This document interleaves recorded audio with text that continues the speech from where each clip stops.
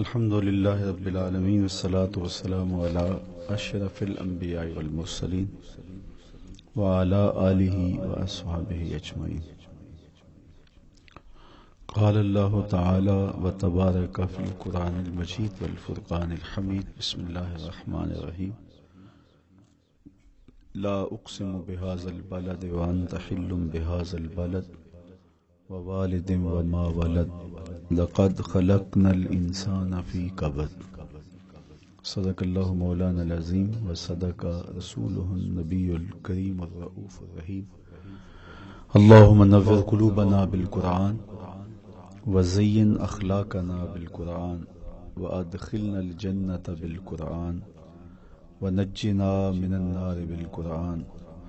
قال الله تعالى وتبارك في شان حبيبه مخبرا وآمرا إن الله وملائكته يصلون على النبي يا أيها الذين آمنوا صلوا عليه وسلموا تسليما. اللهم صل على سيدنا ومولانا محمد معدن الجود والكرم صلاة وسلاما عليك يا سيدي يا رسول اللہ. میں نے آپ کے سامنے قرآن مجید کے جو کلمات تلاوت کیے ان میں اسی حقیقت کو بیان کیا گیا. لا اقسم بهذا البلد، آغاز ہوا شہر مکہ کی قسم سے. قسم ہے مجھے اس شہر کی، پھر وجہ قسم بھی بیان کی. وَأَنْتَ حِلٌّ بِهَذَا الْبَلَدِ، مجھے اس شہر کی قسم اس لیے کہ محبوب اس شہر میں تو جو بستا ہے، تیرا بسیرا ہے اس شہر میں، اس شہر کی گلیوں نے تیرے قدم چومے ہیں اور تیرے انفاس کی مہک اس کی فضاؤں میں بسی ہے، اس لیے مجھے قسم کہ یہاں تم رہتے ہو. اللہ اکبر. علماء کے مابین اس بات پر اختلاف ہے کہ مکہ المکرمہ افضل ہے یا مدینہ النبی صلی اللہ علیہ وآلہ وسلم افضل ہے. ایک علمی اختلاف ہے. بعض نے کہا مکہ المکرمہ افضل ہے، دلائل دیے، بڑا وزن ہے دلائل میں. بعض نے کہا مدینہ تو رسول صلی اللہ علیہ وآلہ وسلم افضل ہے، دلائل دیے، بڑا زور ہے دلائل میں. لیکن شیخ عبد الحق محدث دہلوی علیہ رحمہ اسی آیت سے روشنی لے کر کے لکھتے ہیں کہ جب حضور مکے میں تھے تو مکہ افضل تھا، جب مدینے آ گئے تو مدینہ افضل ہو گیا. جدھر جدھر سے وہ گزرتے گئے مجد و شرف بھی پیچھے پیچھے رہا. چند لمحوں کے لیے ٹھہرے تھے تم جس پیڑ کے نیچے. نشور وحدی کا لہجہ دیکھیے کتنا دل آویز ہے. چند لمحوں کے لیے ٹھہرے تھے تم جس پیڑ کے نیچے، سنا ہے آج تک اس پیڑ کا سایہ مہکتا ہے. تو مکے میں ہیں تو مکہ افضل، مدینے میں ہیں تو مدینہ افضل. تو شرف ان کے وجود مسعود سے ہے. وہ جدھر جدھر سے گزرتے جائیں گے وہاں وہاں ہی نور پھیلتا چلا جائے گا. اور پیر نصیر الدین علیہ رحمہ کا لہجہ یہاں کتنا خوبصورت دکھائی دیتا ہے. ایک بار وہ جدھر سے گزرے ہیں نصیر، ایک بار وہ جدھر سے گزرے ہیں نصیر، بار بار ادھر سے بہار گزری ہے. تو کہا کہ قسم ہے مجھے اس شہر کی، یعنی شہر مکہ کی. کیوں اس شہر کی قسم؟ وَأَنْتَ حِلٌّ بِهَذَا الْبَلَدِ، کہ محبوب اس شہر میں تمہارا قیام ہے، اس شہر میں تمہاری رہائش ہے، تمہارے انفاس کی مہک ہے اس شہر کی فضاؤں میں، اور تمہارے قدموں کو چھوا ہے اس شہر کی گلیوں نے، اس لیے قسم کہ یہاں آپ رہتے ہو. وَوَالِدٍ وَمَا وَلَدَ، اور قسم ہے باپ کی، اور قسم ہے جو اس کی اولاد ہے. والد سے مراد کیا ہے اور ما ولد سے مراد کیا ہے؟ تو اس کے بارے میں ایک قول یہ ہے کہ والد سے مراد حضرت ابراہیم علیہ السلام ہے، اور ما ولد سے مراد حضور علیہ الصلوۃ والسلام جو ان کے فرزند ہیں. ایک قول کہ والد سے مراد حضرت آدم علیہ السلام ہیں، اور ما ولد سے مراد ان کی ساری ذریت اور نسل ہے. تیسرا قول کہ والد سے مراد حضور علیہ السلام ہیں، اور ما ولد سے مراد حضور علیہ الصلوۃ والسلام کی ساری امت، حضور علیہ السلام کی ساری آل اطرت، حضور کے اصحاب. لیکن علماء نے پہلے قول کو ترجیح دی کہ مکہ المکرمہ کی قسم کی گئی تو پھر مناسبت بنتی ہے کہ حضرت ابراہیم کا ذکر بھی ہو، تو اس لیے والد سے مراد حضرت ابراہیم ہیں، اور ما ولد سے مراد حضور علیہ الصلوۃ والسلام کی ذات ستودہ صفات ہے۔ تو تین چیزیں ہوئیں جن کی قسم کی گئی۔ سب سے پہلے شہر مکہ کی قسم کی گئی، پھر حضرت ابراہیم علیہ السلام کی قسم کی گئی، اس کے بعد حضور علیہ الصلوۃ والسلام کے مبارک وجود کی قسم کی گئی۔ تین قسمیں کر کے کہا کیا گیا، چونکہ جو خالی ذہن شخص ہو، جب اس کو کوئی بات بیان کی جائے تو قسم سے آغاز نہیں کیا جاتا۔ متردد الذہن کو کوئی بات کرنی ہو تو قسم سے آغاز کیا جاتا ہے، یا پھر آپ جس مضمون کو بیان کرنے جا رہے ہیں وہ اتنا اہم ہے کہ اس کی اہمیت کو اجاگر کرنے کے لیے آپ کو قسم کرنا پڑتی ہے۔ تو یہ جو ما بعد کا مضمون ہے جس کو میرے رب نے بیان کیا، اس سے قبل ایک نہیں، دو نہیں، تین قسمیں کی، تو پھر کان تو کھڑے ہو گئے، سماعتیں تو بچھ گئیں کہ وہ کون سی شے ہے جس کو بیان کرنا مقصود ہے، اور اس سے قبل قسم پہ قسم کی جا رہی ہے۔ قسم محبوب شہر مکہ کی، قسم محبوب تیرے والد بزرگوار حضرت ابراہیم علیہ السلام کی، اور قسم تیرے پاکیزہ وجود کی۔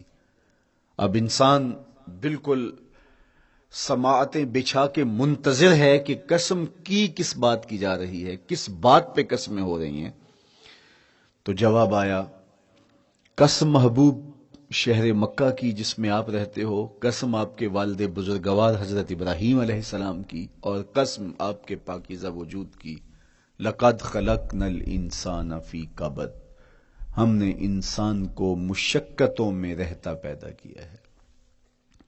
یعنی انسان کی زندگی کے اندر مشقتیں، مشکلیں، آلام، مصائب، حالات کی تلخیاں، سخت مراحل، یہ اس کی زندگی کا حصہ ہے، اور ہم نے اس کو ڈیزائن اس طرح کیا ہے کہ یہ ان ساری مشکلات سے نہ بردآزما ہوگا اور حالات کی تلخیوں کا مقابلہ کرے گا، اور خیر و شر کے ساتھ ساری زندگی اس کا تعلق رہے گا۔ تو یہ اگر سخت جان ہوا تو زندگی میں کامیاب اور بامراد ہوا، اور اگر یہ کمزور ہوا تو پیچھے رہ جائے گا۔ اور اس کے لیے جو قسمیں کی ہیں وہ تین ہیں۔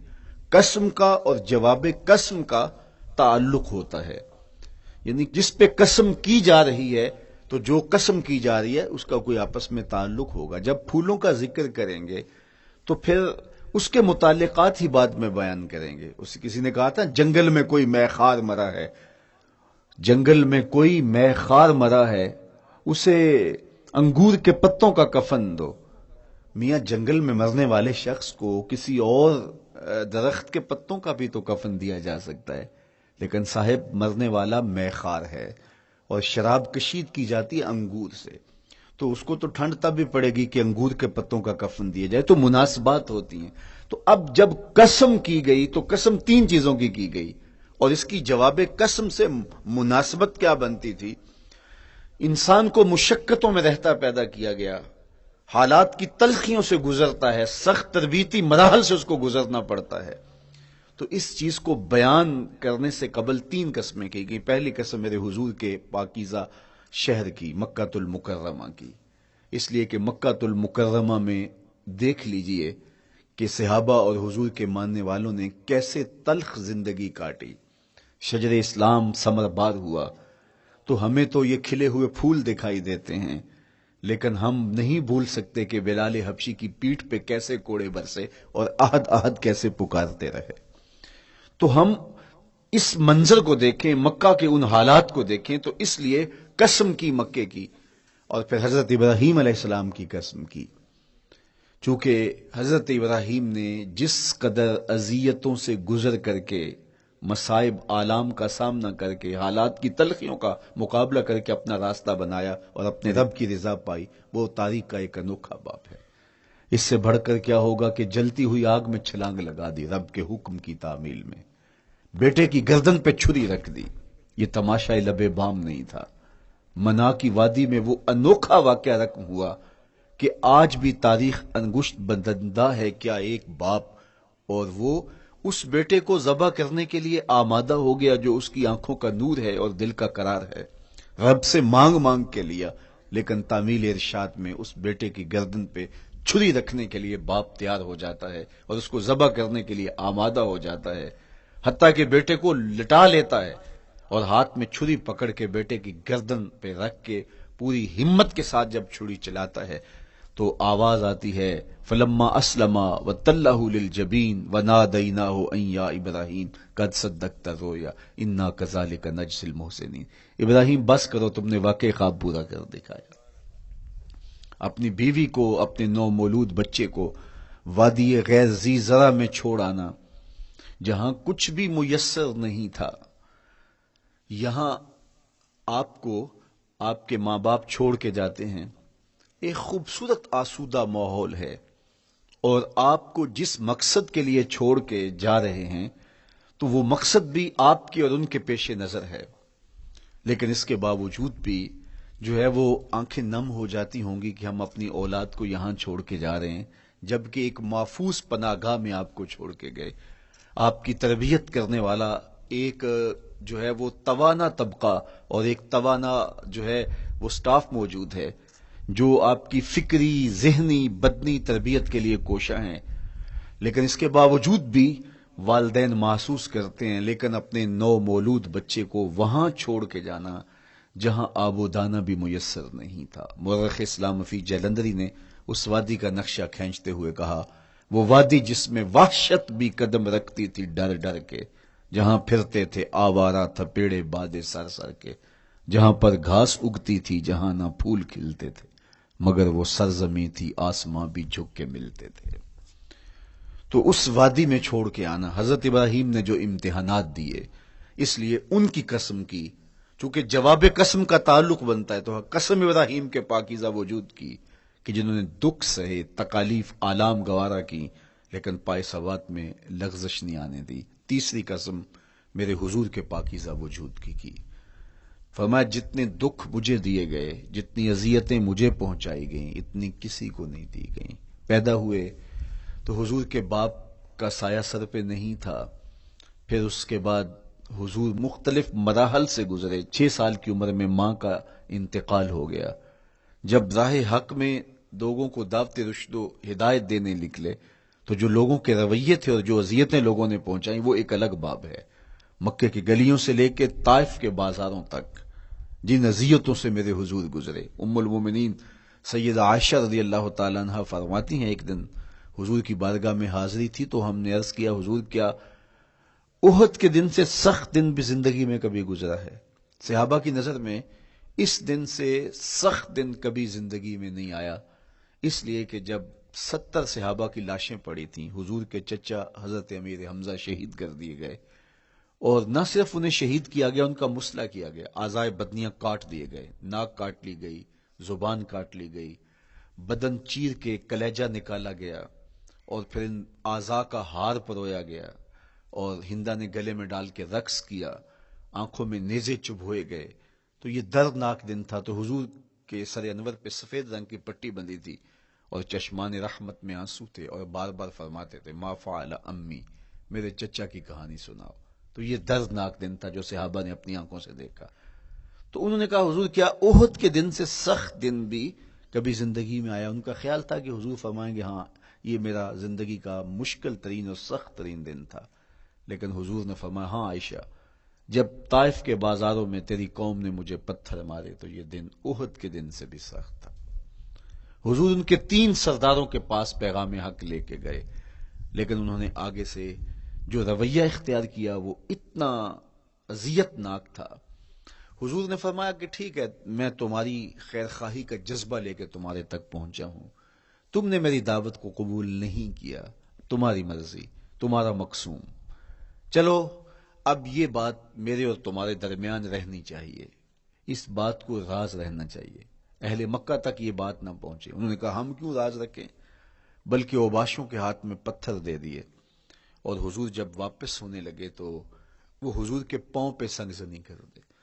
حضور اپنا ایک پاؤں اٹھاتے تو دوسرے پاؤں پہ مارتے، شدت درد اور احساس کرب سے حضور بیٹھ جاتے تو ان کے غنڈے دائیں بائیں سے بڑھتے اور کندھوں سے پکڑ کے حضور کو اٹھاتے اور مشق سنگزنی کرتے۔ نالین خون سے بھر گئے، لخت لخت زخمی ہوا، اللہ اکبر، کیا دردناک لمحے تھے، کیا تکلیف بری گھڑیاں تھی. تو کہا کہ جب طائف کے بازاروں میں تیری قوم نے مجھے پتھر مارے تو یہ دن احد کے دن سے بھی سخت تھا. اچھا، جب حضور پر اس طرح آلام و مصائب ٹوٹ پڑے تو حضور کے ساتھ جو صحابہ تھے انہوں نے کہا حضور ان کے لیے بد دعا کر دیجئے. تو میرے حضور بولے میں رحمت بن کے آیا ہوں، میں رحمت بن کے آیا ہوں.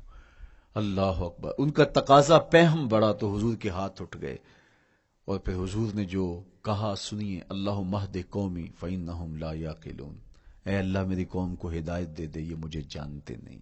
اگر جانتے تو ان کا میرے ساتھ یہ رویہ نہ ہوتا. تو پتھروں کے جواب میں دعائیں دینا پیغمبروں کا حوصلہ ہوتا ہے.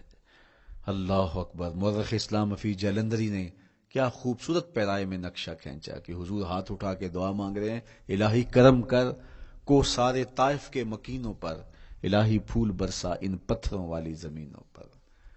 تو حضور نے دکھ سہے، تکلیفیں سہی. اب 3 قسمیں کی. شہر مکہ کی قسم جہاں حضور کے صحابہ نے تکلیفیں سہی، اس شہر کی گلیوں میں انہیں گھسیٹا گیا اور ان کو کچی کھالوں میں لپیٹ کے دھونیاں دی گئیں، انہیں اذیت ناک مراحل سے گزارا گیا. حضرت ابراہیم مشکل سے مشکل زندگی کاٹی اور رب کی رضا جوئی کے لیے کوشاں رہے، اور میرے حضور نے سخت ترین اذیتوں، مقاومتوں، مخالفتوں اور تکلیفوں کا سامنا کیا.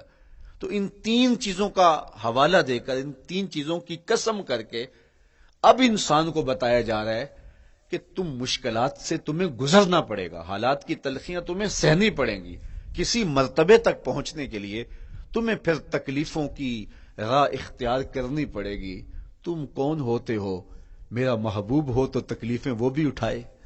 2 جہاں کا مالک ہو اور طائف کے بازاروں میں اس کے پاؤں پہ بھی پتھر پڑیں، اور کونین کا سردار ہو اور ان کے اوپر اوجری ڈال دی جائے، کائنات کا مالک ہو اور ان کو مکے کی گلیوں کے اندر ان کے گلے میں عقبہ بن ابی معیط کپڑا ڈالے اور تاؤ دے. تو کیا ان مشکلات سے تم بچ سکتے ہو؟ جب تم کسی منزل تک پہنچنا چاہتے ہو تو پھر یہ حوالے ماضی کے دیکھ لو. 3 قسمیں کر کے اس حقیقت کو بیان کیا. ابراہیم علیہ السلام کے وجود کو دیکھ لو، حضرت مصطفیٰ کریم علیہ السلام کی ذات ستودہ صفات کو دیکھ لو، اور مکے کی گلیوں میں صحابہ کے ساتھ جو ظلم اور جبر ہوئے اور انہوں نے جو مصیبتیں اور مشقتیں کاٹی وہ ساری دیکھ لو. تو 3 قسمیں کھا کر کے کہا کہ بے شک انسان مشقتوں میں رہتا پیدا کیا گیا ہے. اس لیے قافلہ انسانی کے وہ افراد جو کسی منزل کے متلاشی ہوتے ہیں، جو جستجو کی زندگی بسر کر رہے ہوتے ہیں، ان کو پھر مشکلات سے گزرنا پڑتا ہے اور حالات کی تلخیاں ان کو گوارا کرنا پڑتا ہے، کشاکش حیات سے ان کو ٹکرانا پڑتا ہے، اور ان کو آگے بڑھنے کے لیے ان کو تکلیفوں سے گزر کر کے، جان گسل مراحل سے گزر کر کے پھر منزل کی طرف عازم سفر ہونا پڑتا ہے. کیا میں نے اس خاکدان سے کنارہ جہاں رزق کا نام ہے آب و دانا، پلٹنا جھپٹنا جھپٹ کر پلٹنا لہو گرم رکھنے کا ہے ایک بہانہ.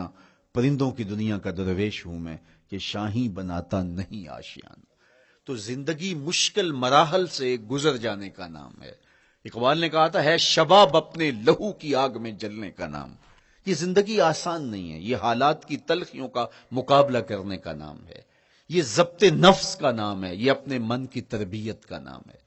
حضرت امام راضی سایت کریمہ کے تحت لکھتے ہیں کہ جب بچہ شکم مادر میں ہوتا ہے تو وہ 3 پردوں میں ہوتا ہے، ایک جھلی کا پردہ، ایک رحم مادر کا پردہ اور ایک پیٹ کا پردہ. تو 3 پردوں میں وہ بیچارہ بڑی عجیب سی حالت میں ہوتا ہے. یہ اس کا پہلا مرحلہ ہے تخلیق کے بعد. اس کے بعد پیدائش کا دوسرا مرحلہ ہے. یہ زچہ بچہ دونوں کے لیے موت و حیات کے مرحلے ہوتے ہیں. اس کے بعد وہ پیدا ہوا، اس دنیا پہ آیا تو اس کی مشکل کیا ہے؟ زبان ہے، بولنا نہیں جانتا، دیکھتا ہے پہچان نہیں سکتا، سنتا ہے سمجھ نہیں سکتا، ہاتھ ہیں پکڑ نہیں سکتا، ٹانگیں ہیں چل نہیں سکتا. کتنی مشکل بن گئی. یہ سب کچھ چیزیں ہونے کے باوجود بھی وہ بے بس دکھائی دیتا ہے. اس کو دودھ مانگنے کے لیے بھی رونا پڑتا ہے. تو یہ ایک مرحلہ تھا. پھر آہستہ آہستہ اس نے بولنا سیکھا، ایک ایک حرف کر کے لفظ لفظ جوڑ کے وہ جملے مکمل کرتا رہا.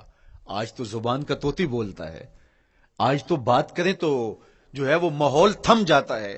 لیکن انسان ذرا پلٹ کے آغوش مادر میں تیری ماں نے ایک ایک حرف تجھے سکھایا تھا، ایک ایک لفظ تجھے سکھایا تھا، لفظ لفظ کر کے، حرف حرف کر کے جملے بنے، اور آج تیری گفتار کی شوخی کے تذکرے زمانے میں ہیں، تو پھر تجھے بولنا سکھایا، تو چل نہیں سکتا تھا، آج تیری جو ہے وہ جولانیاں دیکھنے والی ہیں، تیری رفتار کو کوئی چھو نہیں سکتا ہے، تیری آنکھوں کی بجلیاں آج عقابوں سے بڑھ کر ہیں، آج تیرے کانوں کے اندر نغموں کا جہاں آباد ہے، آج تیرے ہاتھوں کی گرفت کہ آگے شیر غراں بھی ہو تو وہ بھی بے بس ہو جاتا ہے، لیکن دیکھ تو کتنا مجبور تھا۔ اچھا چلو وہاں سے آگے آئے، پھر زندگی کو سیکھنا پڑتا ہے، آداب سیکھنے پڑتے ہیں، کس سے کیا بات کرنی ہے سیکھنا پڑتا ہے، آگے بڑھے، جوانی کی دہلیز پہ پہنچے۔ جوانی انسان کی زندگی کا باقپن ہوتا ہے، عروج ہوتا ہے، اللہ اکبر، لیکن جوانی کو تقدس معاب رکھ کے منزل تک پہنچانا یہ سب سے مشکل مرحلہ ہوتا ہے، چونکہ جذبات بے قابو ہیں، خواہشیں آوارہ ہیں، اور تا حد نظر نظارے ہی نظارے جو دل کو کھینچتے ہیں۔ اب اپنے تقدس کو جو شخص محفوظ رکھے، کائنات میں سب سے قیمتی جوہر حضرت انسان کا اس کی عصمت کا جوہر ہے، اور سب سے حسین چہرہ وہ ہے جو جنسی کالک سے اپنے آپ کو بچا لے۔ تو جوانی ہو، باقپن ہو، اور پھر اپنی خواہشات کو بے قابو نہ ہونے دیا جائے، سب سے مشکل مرحلہ پوری زندگی میں یہ آتا ہے۔ کسی نے کہا تھا کتاب زیست کا ایک اور باب بیت گیا، شباب بیت گیا، ایک عذاب بیت گیا۔ تو شباب کا ختم ہونا اور اس کو خیریت سے منزل تک پہنچنا، یہ کتنا بڑا مشکل مرحلہ ہوتا ہے، جس کا جوانی میں باطن کا چہرہ مسخ ہو جاتا ہے اور جنسی کالک سے جو چہرہ آلودہ ہو جاتا ہے، اس کا عفت کا دامن داغدار ہو جاتا ہے۔ تو اس لیے وہ چہرہ تاباں ہے، وہ چہرہ روشن ہے، وہ چہرہ منور ہے جو اپنے آپ کو کالک نہیں لگنے دیتا اور اپنی عصمت کی حفاظت کرتا ہے۔ میرے حضور نے بھی ارشاد فرمایا، سبعۃ یظلھم اللہ تعالی فی ظلہ یوم لا ظل الا ظلہ، 7 اشخاص ایسے ہیں قیامت کے دن جب کوئی سایہ نہیں ہوگا، اللہ ان کو اپنے عرش کا سایہ عطا کرے گا۔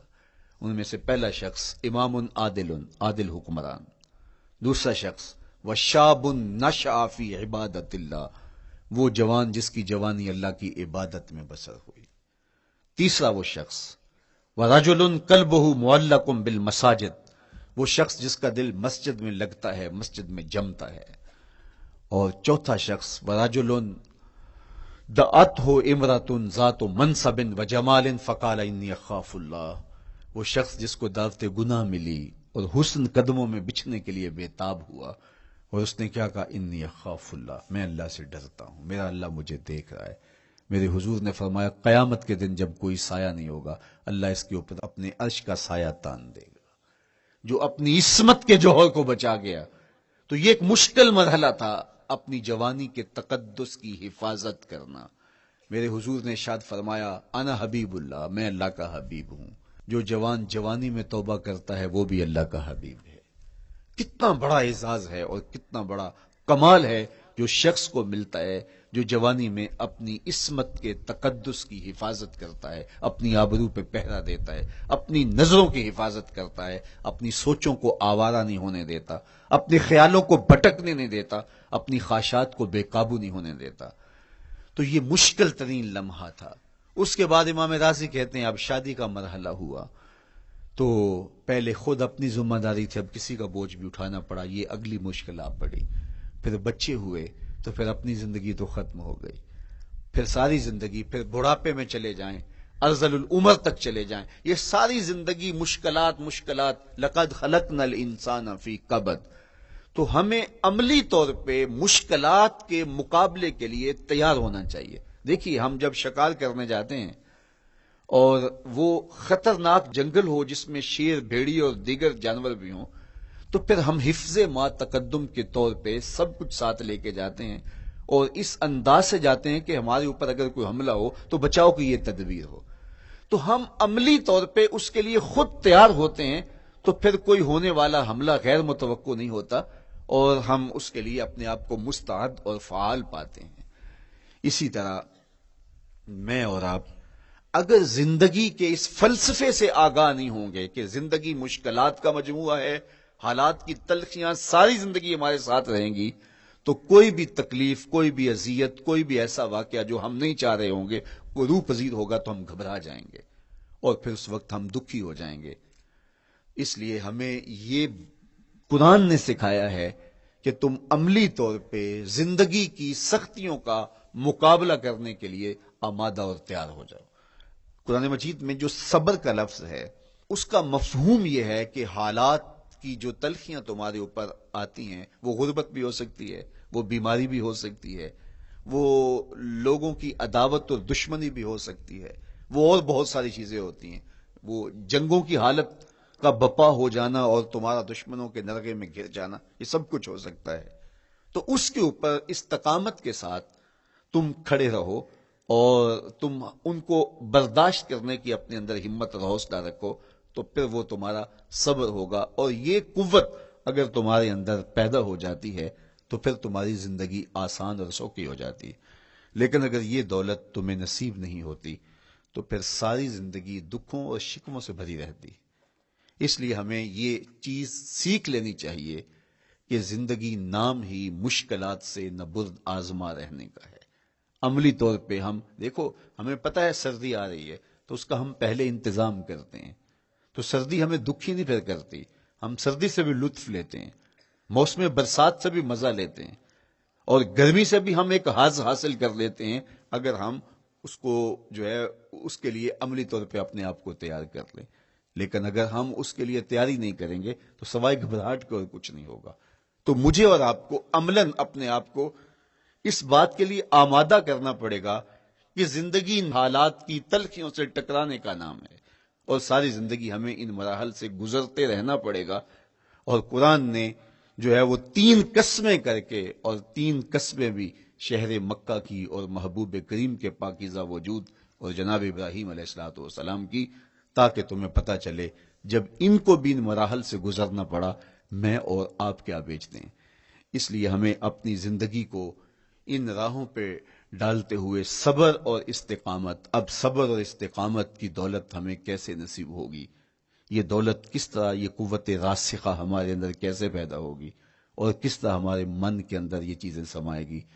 اللہ تعالیٰ کی خشیت، اس پر توکل، اس پر بھروسہ، اور اللہ تعالیٰ جل شانہ کی طرف سے ہر کام کے ہونے کا یقین ہمارے اندر یہ استقامت اور یہ حوصلہ پیدا کرتی ہے یہ چیز۔ اس لیے مجھے اور آپ کو اپنی پوری زندگی میں اس عمل سے گزر کر کے اپنے آپ کو مضبوط ترین صورتحال میں لا کے کھڑا کرنا پڑے گا، اور یہی زندگی کا جمال ہے۔ تو اب پھر دیکھیے قرآن کیا کہہ رہا ہے، لا اقسم بہذا البلد وانت حل بہذا البلد ووالد وما ولد، 3 قسمیں کی۔ اس کے بعد ارشاد فرمایا لقد خلقنا الانسان فی کبد، ہم نے انسان کو مشکلوں میں، مصائب میں، آلام میں رہتا ہوا پیدا کیا۔ کہتے ہیں جب حضرت انسان کی تخلیق ہوئی تو اس کا خمیر جب گویا جا رہا تھا تو اس کے اوپر 39 دن تک آزمائشوں کی، دکھوں کی، تکلیفوں کی بارش ہوئی، اور ایک دن خوشیوں اور مسرتوں کا می برسا۔ تو انسان کی زندگی کے اندر حالات سے ٹکرانا اور دکھوں کو سہنا اور دکھوں سے مقابلہ کرنا، یہ سیکھنا پڑے گا، اور جب انسان اس کو عملی طور پر سیکھ جائے گا تو پھر زندگی کا جمال اور زندگی کا حسن نصیب ہوگا۔ دوسری بات، ہمیں اپنی زندگی میں 7 چیزوں کو اپنا اصول بنا لینا چاہیے، اور یہ 7 چیزیں وہ ہیں جو ہماری زندگی کو ایک خوبصورت سانچے میں ڈھال کر کے ہمیں ایک پاکیزہ اور ستھرا انسان بنا دیتی ہیں۔ پہلی چیز، التمسک بکتاب اللہ، اللہ کی کتاب سے جڑ جانا، وابستہ ہو جانا۔ جب ہم کتاب اللہ سے وابستہ ہو جائیں تو پھر ہمارے باطن کی اور نفس کی تربیت ہوتی ہے، اور پھر ہم وہ مطلوب انسان بنتے ہیں جو ہمارا رب ہم سے تقاضا کرتا ہے۔ تو اس لیے ہمیں اپنی زندگی میں اس چیز کو لازم کر لینا چاہیے کہ ہمارا کوئی بھی دن قرآن مجید کی تلاوت کے بغیر نہ گزرے۔ اپنے دن کا آغاز قرآن مجید کی تلاوت سے کیجیے۔ سورہ یاسین سے جو اپنے دن کا آغاز کرتا ہے، سارا دن اللہ کی امان میں رہتا ہے، اس کی حفاظت میں رہتا ہے، اور اپنی شب کا آغاز سونے سے پہلے سورہ الملک کی تلاوت کریں، آپ ساری شب اللہ کی امان میں، اس کی حفاظت میں رہیں گے۔ اور قرآن مجید کو سمجھ کر اس کے مفاہیم و مطالب کے ساتھ ایک رکوع کم از کم پوری زندگی، اپنی زندگی کے نصاب میں آپ کتنا وقت مختلف امور کے لیے سر انجام دیتے ہیں۔ یہ کتاب انسانی ہدایت کے لیے، انسانی تربیت کے لیے، اس سے کوئی اور بہتر اور مؤثر جو ہے وہ نصاب نہیں ہو سکتا ہے۔ انسان سازی کا بہترین ذریعہ ہے یہ کتاب، اور اس کتاب کے ذریعے سے جو ہے وہ انسان پستیوں سے اٹھ کے بلندیوں تک جا پہنچتا ہے۔ اقبال نے تو کہا کہ گر تمی خواہی مسلمان زیستن، نیست ممکن جز بقرآن زیستن۔ اگر تو مسلمان بن کے جینا چاہتا ہے تو قرآن کے بغیر ایک قدم بھی نہیں چل سکتا۔ تو آگے چل کے اسی نظم میں کہا کہ فاش می گوئم آنکھ در دل مزمرست، این کتابیں نیست چیزیں دیگرست۔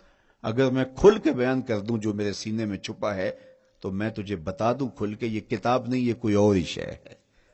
کن لوگوں کو کہاں سے اٹھایا اور یہ کتاب کہاں تک لے گئی، جو باہمی جنگ و جدل میں الجھے ہوئے تھے اور حرف شناس بھی نہیں تھے، جو سواد آشنا بھی نہیں تھے، پھر انہوں نے جو ہے وہ روما کی سلطنت بھی الٹ کے رکھ دی۔ یہ کرشمہ تھا اس کتاب کا، جس نے زندگی کا جمال ان کی روحوں کے اندر پیدا کر دیا۔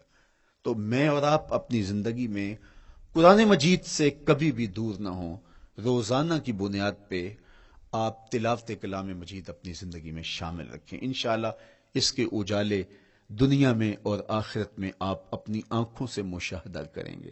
حضرت امام احمد بن حنبل فرماتے ہیں، میں نے رب سے کہا کہ مجھے اپنا قرب عطا کر، آواز آئی میرا قرب چاہتے ہو تو قرآن پڑھا کرو۔ یہ رب کی قربت کی بھی ضمانت ہے اور ضبط نفس اور باطن کی تربیت کا بھی ذریعہ ہے۔ اچھا، دوسری بات، والاقتداء بسنت رسول اللہ صلی اللہ علیہ وآلہ وسلم۔ ہمارے لیے بہترین نمونہ ہمارے حضور علیہ الصلوۃ والسلام کی زندگی ہے، حضور کے دیا ہوا نظام حیات ہے جس پر حضور نے خود عمل کر کے دکھایا۔ میرا عشق رسول، میری محبت رسول اس بات کا تقاضا کرتی ہے کہ میں ان کے طریقہ حیات کے مطابق اپنی زندگی گزاروں۔ اسلام دعوے کی بات نہیں کرتا، دلیل ہم سے مانگتا ہے۔ آج میں کہتا ہوں میں عاشق رسول ہوں، اور اتنا بڑا عاشق رسول ہوں کہ میرے جیسا زمانے میں دوسرا کوئی نہیں۔ میرے جذبات ایسے دکھائی دیتے ہیں آسمان کو چیر دوں گا اور زمین کو پھاڑ دوں گا، لیکن ہمسایوں کے ساتھ میرا سلوک بتاتا ہے کہ میں عاشق رسول نہیں ہوں، دوستوں کے ساتھ میرا رویہ بتاتا ہے کہ میں عاشق رسول نہیں ہوں۔ میں کسی سے وعدہ کرتا ہوں اور پھر اس پہ پورا نہیں اتر پاتا، تو صاحب پھر آپ عاشق رسول نہیں ہیں، آپ کچھ اور ہیں۔ عشق رسول تو یہ ہے کہ میرے محبوب علیہ السلام نے کسی سے عہد کیا ہے کہ تمہارے آنے تک میں یہاں کھڑا ہوں، اور وہ جا کے بھول جاتا ہے، اور میرے حضور 3 دن وہاں منتظر رہتے ہیں۔ وہ اچانک گزرا اور دیکھا تو حضور علیہ الصلوۃ والسلام کھڑے ہیں، تو خود پریشان ہوا، صرف اتنی بات اسے کہی، صاحب تو نے مجھے مشکل میں ڈال دیا، تو نے مجھے مشقت میں ڈال دیا۔ عہد کیا ہے تو پھر اس کی پاسداری نبھا کے دکھائی۔ اللہ اکبر! میں اگر حضور سے محبت کرنے والا ہوں تو میرا رویہ بتائے کہ میں عاشق رسول ہوں۔ میری زبان پہ جھوٹ نہیں بول سکتی۔ آپ سے پوچھا گیا کہ مومن بزدلی کر سکتا ہے؟ کہا نہیں، بہادر ہوتا ہے، لیکن ہو سکتا ہے کبھی اس سے بزدلی سرزد بھی ہو جائے۔ پھر پوچھا گیا کہ مومن بخیل ہو سکتا ہے؟ کہا نہیں، سخی ہوتا ہے، لیکن ہو سکتا ہے کبھی اس سے بخل بھی سرزد ہو جائے۔ پھر تیسرا سوال حضور سے کیا گیا، مومن جھوٹا ہو سکتا ہے؟ فرمایا جھوٹا نہیں ہو سکتا، یہ پکی بات ہے کہ مومن جھوٹ نہیں بول سکتا۔ میں اور آپ اپنے رویوں میں دیکھیں کہ ہم کھڑے کہاں ہیں۔ آج ہم ان جگہوں پہ بھی جھوٹ بولتے ہیں جہاں جھوٹ بولنا ہماری مجبوری بھی نہیں ہوتی، چونکہ یہ ہماری فطرت ثانیہ اور عادت بن چکا ہے، اور ہم اس کو برا ہی نہیں سمجھتے۔ جبکہ جھوٹ جب کوئی شخص بولتا ہے، حدیث پاک میں آتا ہے اس کے منہ سے بدبو نکلتی ہے، رحمت کے فرشتے 1 میل دور ہٹ جاتے ہیں اس سے۔ اور سویر سے شام تک جب ہمارے معمولات یہ ہوں تو پھر ہم کہاں کھڑے ہیں اور رحمت کے فرشتے کہاں کھڑے ہیں؟ تو حضور علیہ الصلوۃ والسلام کی سنت کا اتباع حضور کی محبت کی دلیل ہوگی۔ امام قرطبی نے لکھا ہے، اللہ کی محبت کا کوئی دعویٰ کرے تو کیا دلیل ہوگی کہ یہ واقعی محب الہی ہے؟ تو کہا اللہ سے محبت کا دعویٰ کرنے والے کے لیے دلیل یہ ہے کہ وہ قرآن سے پیار کرے۔ قرآن سے پیار اور قرآن سے محبت کی دلیل یہ ہے کہ حضور کا پیار سینے میں رکھے. حضور سے محبت کی دلیل یہ ہے کہ سنت رسول سے پیار کرنے والا ہو. اور سنت رسول سے پیار کرنے کی دلیل یہ ہے کہ بدعات سے اجتناب کرنے والا ہو. ہر وہ طریقہ جو میرے حضور نے نہیں دیا اس کو اختیار نہ کرے، اس طریقے کو اختیار کرے جو حضور علیہ الصلوۃ والسلام کا عطا کرتا ہے. تیسری بات، عقل الحلال. یہ وہ بنیادی اصول ہیں جو ہماری زندگیوں میں اتر جانے چاہیے اور ہم ایک صالح اور خوبصورت انسان بن کے اس معاشرے کا حصہ بن سکتے ہیں. عقل حلال زندگی میں شامل ہو تو زندگی کو جمال نصیب ہوتا ہے اور باطن اور ظاہر کو طمانینت نصیب ہوتی ہے. اگر رزق پاک نہیں ہے تو آپ کعبے بھی جائیں تو وہاں بھی آپ محروم پلٹیں گے. میرے حضور علیہ الصلوۃ والسلام نے فرمایا ایک بندہ لمبا سفر کر کے گیا، اشعث اغبر کے لفظ ہیں کہ اس کے بال بکھرے ہوئے ہیں، سفر کی گرد پڑی ہوئی ہے اور لباس بھی پھٹا ہوا ہے، شکستہ حالت، پراگندہ صورت، اور کھڑا ہے کعبۃ اللہ کے سامنے. یمد یدیہ، دونوں ہاتھ لمبے کر کر کے دعا مانگ رہا ہے اور کیا کہتا ہے؟ اے اللہ ومطعمہ حرام ومشربہ حرام وملبسہ حرام وغذی بالحرام. فرمایا اس کا کھانا حرام کا ہے، اس کا پینا حرام کا ہے، اس نے جو لباس پہنا وہ حرام کا ہے. میرے حضور فرماتے ہیں بتاؤ اس کی دعا کیسے قبول ہوگی؟ اب لمبا سفر کاٹ کے حرم کعبہ میں پہنچے، غلاف کو پکڑ پکڑ کے دعائیں کر رہا ہے، لمبے لمبے ہاتھ کر کے دعائیں مانگ رہا ہے، ملتزم سے لپٹا ہوا ہے، حتیم میں سجدہ ریز ہو کے رو رو کے دعائیں مانگ رہا ہے، لیکن دعا قبول نہیں ہوتی. کیوں؟ اس لیے کہ اس کے پیٹ میں لقمہ حرام کا ہے، اس کے بدن پہ لباس حرام کا ہے. تو اسلام نے جتنا زور حلال کمانے، حلال کھانے اور حلال اختیار کرنے پر دیا ہے، تو ایک مومن اگر اسلام کے مبادیات سے بھی آگاہ ہو تو اس کی تو زندگی کے اندر جو ہے وہ حرام گھس ہی نہیں سکتا ہے، بلکہ وہ مشکوک سے بھی اجتناب کرے. چوتھی چیز، کف الاذی. اپنے آپ کو ایسا بناؤ کہ تمہارے وجود سے کسی کو ضرر اور تکلیف نہ پہنچے. ہمارا اسلام تو ہمیں یہ بتاتا ہے کہ تم پیاز یا لہسن کھا کے مسجد میں نہ جاؤ کہ تمہارے منہ سے جو سمیل آتی ہے اس سے کسی کو تکلیف نہ پہنچے. تو یہ اسلام کی دی ہوئی تعلیمات ہیں کہ مسجد میں بھی جانا ہے تو اپنے آپ کو دیکھو کہ تمہاری حالت کیا ہے، تمہاری وجہ سے کسی کو تکلیف نہ پہنچے. تمہارے رویے اتنے خوبصورت ہوں، تمہارے ہمسائے بتائیں کہ یہ واقعی مسلمان ہے. مسلمان کی تعریف کی گئی، المسلم من سلم المسلمون من لسانہ و یدہ. مسلمان کون ہے؟ جس کے ہاتھ سے، جس کی زبان سے دوسرا مسلمان بھائی محفوظ ہے، تو وہ مسلمان ہے. اللہ اکبر. ہم یہ جو کہتے ہیں السلام علیکم، اس کو کہتے ہیں تحیت المسلم، مسلمان کا تحیت. تو اس میں اس کے معنی پہ غور کریں تو ہم اس کو ضمانت دے رہے ہوتے ہیں، السلام علیکم، تیرے اوپر سلامتی ہو. تو ہم اپنی جانب سے ضمانت دیتے ہیں میرے بھائی، میری طرف سے تیری عزت، تیری جان، تیری آبرو سلامت ہے. اب میری جانب سے تو پریشان نہیں ہونا، میں تجھے سلامتی کی ضمانت دیتا ہوں. اور وہ آگے سے کیا کہتا ہے؟ وعلیکم السلام. میرے بھائی پھر میری جانب سے بھی تیرا سب کچھ محفوظ ہے. اگر سلام کا مفہوم اچھی طرح ہماری روحوں میں اتر جائے تو پھر ایسا ہو نہیں سکتا کہ ہم جس کو السلام علیکم کہہ دیں پھر اس سے ہم دھوکہ کریں یا اس کی آبرو پہ حملہ آور ہوں یا اس کے مال پہ حملہ آور ہو جب السلام علیکم کہہ دیا. چونکہ جو ہمیں لفظ بولنے کے لیے کہا گئے ہیں اس کے پیچھے فلسفہ ہے لفظوں کا. یہ پھول ہیں، ان کو دیکھ کر سبحان اللہ کہنے کا کہا گیا ہے. پہاڑوں کو دیکھ کے اللہ اکبر کہنے کا کہا گیا ہے. پہاڑوں کو دیکھ کے سبحان اللہ کہہ دیں اور پھولوں کو دیکھ کے اللہ اکبر کہہ دیں، ایسا کیوں نہیں کہہ دیتے؟ لیکن نہیں، اس لیے کہ جب پہاڑوں کو دیکھتے ہیں تو دل میں ان کی ہیبت پیدا ہوتی ہے. اتنے بڑے پہاڑ، سمندر کو دیکھتے ہیں تو اس کی ہیبت پیدا ہوتی ہے. اتنا بڑا سمندر تا حد نظر پھیلا ہوا، تو جب اس کی بڑائی پیدا ہونے لگتی ہے تو فوراً پلٹایا گیا اللہ کی بڑائی کی طرف اور کہا بول اللہ اکبر، یہ نہیں میرا اللہ بڑا ہے. اور پھول کو جب دیکھا تو اس کی لطافت کی طرف الجھنے لگے. کتنا خوبصورت ہے، درزوں میں کیسے خوشبو بسی ہوئی ہے، کیسے رنگ ہیں، کیسے جمال ہیں. اللہ اکبر. وہ کیا کسی نے کہا تھا نا کہ درزوں کی لطافت میں خوشبو نے اماں پائی، گل چیرنے والے نے کس شان سے چیرا ہے. تو کیا کمال ہے یار، کیا پتیاں ہیں، کیا رنگ ہے، کیا خوبصورتی ہے، کیا لطافت ہے. الجھنے لگے، کہا بول سبحان اللہ، یہ کیا ہے جس نے رنگ بھرے ہیں وہ پاک ہے. تو تیرا دل الجھ نہ جائے تو جو ہم بولتے ہیں لفظ جہاں بھی بولتے ہیں اس کے پیچھے ایک فلسفہ ہوتا ہے. السلام علیکم یہ تحیت المسلم ہے. جب ہم کسی کو کہتے ہیں السلام علیکم تو اس کو ہم نے ضمانت دے دی، بس بات ختم، اب جو ہے وہ میری جانب سے تو محفوظ ہے۔ لیکن ہم سلام بھی لے رہے ہوں گے اور ہاتھ بھی کاٹ رہے ہوں گے اور اس کی جیب بھی کاٹ رہے ہوں گے، پھر سلام نہیں لیا، ہم نے منافقت کی ہے۔ تو کف الاذی چوتھی چیز، اور پانچویں چیز اجتناب المعاصی، گناہوں سے اپنے آپ کو بچا کے رکھنا۔ نیکی کرنا بہت اہم ہے، لیکن نیکی کرنے سے زیادہ ہم اپنے آپ کو گناہوں سے بچانا ہے۔ چونکہ شر کی قوتیں ہمارے ساتھ جڑی ہوئی ہیں، اس لیے اپنے آپ کی حفاظت جب ہم کریں گے تو ہم ایک اچھی صورت میں آگے بڑھیں گے۔ اور چھٹی چیز وہ ہے التوبہ، توبہ تسلسل کے ساتھ کرتے رہیے۔ یہ تصور کہ بڑھاپے میں توبہ کریں گے، یہ تصور کہاں سے آیا؟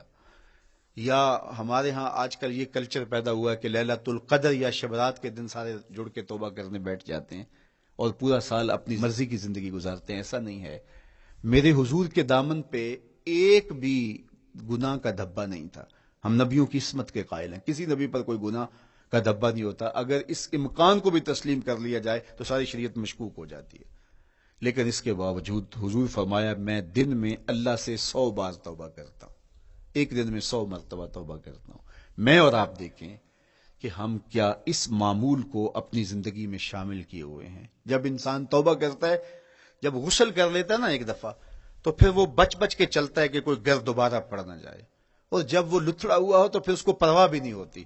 اس لیے ہمیں بار بار غسل کرنے کی، بار بار توبہ کرنے کی تلقین کی گئی ہے، تاکہ ہم پھر نئے گناہوں سے بچتے رہیں گے۔ تو اپنی زندگی میں توبہ کا تسلسل کیجئے، شام سویرے صبح بار بار اللہ سے توبہ کی اور رجوع کیجئے۔ اور آخری چیز ادا الحقوق، حقوق کا ادا کرنا۔ ہمارے ذمے جو حقوق عائد ہوتے ہیں وہ ہمارے والدین کے ہیں، وہ ہمارے بہن بھائیوں کے ہیں، وہ ہمارے دوستوں کے ہیں، ہمسایوں کے ہیں، ہمارے اساتذہ کے ہیں، کلاس فیلوز کے ہیں۔ وہ حقوق حتیٰ کہ جانوروں کے کیوں نہ ہوں، تو ان حقوق کو ہم ادا کرنے والے، دست بردار نہیں ہو سکتے ہم ان حقوق سے۔ یہ مومن کی زندگی ہے، یہ ہمارا نظم حیات ہے، یہ اسلام کا دیا ہوا منشور ہے، یہ طریقہ زندگی ہے کہ ہم ایک ایک کے حق کو ادا کرتے ہوئے اپنی زندگی کو بسر کریں۔ بالخصوص میں طلباء سے مخاطب ہوں کہ یہ عمر تربیتی اعتبار سے سب سے اہم عمر ہے۔ سیدنا علی المرتضیٰ رضی اللہ تعالیٰ عنہ فرماتے ہیں کہ 15 سال سے لے کر کے 20 سال تک کی عمر میں انسان کے نظریات پختہ ہوتے ہیں اور اس کی عادتیں جمتی ہیں۔ یہ دوسرے کہتے ہیں 13 سے 19 سال تک کی عمر، وہ کہتے ہیں یہ بڑی اہمیت کی حامل ہے۔ تو 13 سے 19 سال یا 15 سے 20 سال تک کی عمر، بعض کا تو ہوتا ہے کہ ابھی بچے ہیں، ماں باپ بھی سستی کرتے ہیں کہ ان کو تہجد کا عادی اب کیوں بنائیں، ابھی تو یہ بچے ہیں، ان کو ان چیزوں سے، چھوٹی چھوٹی چیزوں کا عادی اب کیوں بنائیں، جب بڑے ہوں گے، سمجھدار ہوں گے، ذمہ داریوں کا بوجھ آئے گا، سب کچھ کر لیں گے۔ تو پھر اس وقت کرنا مشکل ہوتا ہے، پھر کر نہیں پاتا بندہ۔ تو جو سیکھنا ہے، جو عادتیں پختہ کرنی ہے، وہ اسی زندگی میں ہوتی ہیں۔ تو یہ آپ کا ایک موقع ہے، آپ کو ایک ماحول فراہم ہوا ہے۔ آپ کے ہمسائے آپ کے کلاس فیلوز ہیں جو آپ کے ساتھ کمرے میں رہ رہے ہیں۔ ہمسائیگی کے حقوق ادا کرنے کا جو انداز ہے وہ یہاں ہی سیکھیے اور اپنے اندر اس کو متحقق کیجیے اور پختہ کیجیے۔ اسی طرح اپنے گفتگو کے لہجوں میں شائستگی، اپنے انداز کے اندر خوبصورتی اور اپنے رویوں کے اندر جمال پیدا کرنے کی کوشش کریں۔ اپنے آپ کو مؤثر بنائیں اور شریعت کے بتائے ہوئے اصولوں اور ضابطوں کے مطابق آپ جب زندگی کے چند دن گزار لیں گے، پھر زندگی گزارنے کا نشہ آنے لگ جائے گا۔ چونکہ جب ہم اپنی خواہش کی زندگی گزارتے ہیں تو پھر ہم خود بے چین اور مضطرب ہوتے ہیں، اس لیے کہ ہمیں اس طرح زندگی گزارنی چاہیے جس طرح ہمارے رب نے ہمیں بتایا ہے۔ آپ کوئی بھی مشین خریدتے ہیں، کوئی بھی چیز لیتے ہیں تو اس کے ساتھ چھوٹی سی بک دیتے ہیں آپ کو، اس کا طریقہ استعمال بتاتے ہیں کہ اس کو یوں استعمال کرو گے تو دیر پا اس کے فوائد حاصل کرو گے۔ اگر یہ مائک ہم اس طرح استعمال نہیں کرتے، اپنی خواہش سے استعمال کریں گے تو پھر نتیجہ کیا ہوگا کہ تھوڑے دنوں کے بعد جو ہے وہ خرابی کی طرف سلسلہ چلے گا۔ اس طرح یہ وجود جس پاکیزہ ذات نے بنایا ہے، اس نے ہمیں بتایا ہے کہ اس کو استعمال کیسے کرنا ہے اور اس زندگی کو کیسے گزارنا ہے۔ اور پھر انسان کو ایک ماڈل اور نمونہ بھی چاہیے تو کہا نمونہ دیکھنا ہے تو محمد عربی کی ذات دیکھ لو، ادھر دیکھتے جاؤ اور زندگی گزارتے جاؤ، دیکھنا تمہاری زندگی کتنی خوبصورت اور کتنی پروقار گزرتی ہے۔ اللہ آپ کو دنیا آخرت کی برکتیں دے، اپنی پناہوں اور اپنی امان اور اپنی حفاظتوں کا حصار دے، اور آنے والا کل اللہ بہتر فرمائے، میرے وطن کی خیر کرے، میرے ملک کو امن کے اجالے دے، یہاں دہشت گردی کے سلگتے الاؤ ٹھنڈے کر کے امن کی بہاریں پیدا کر دے۔ کی محمد سے وفا تو نے تو ہم تیرے ہیں، یہ جہاں چیز ہے کیا لوح و قلم تیرے ہیں۔ وآخر دعوانا ان الحمدللہ۔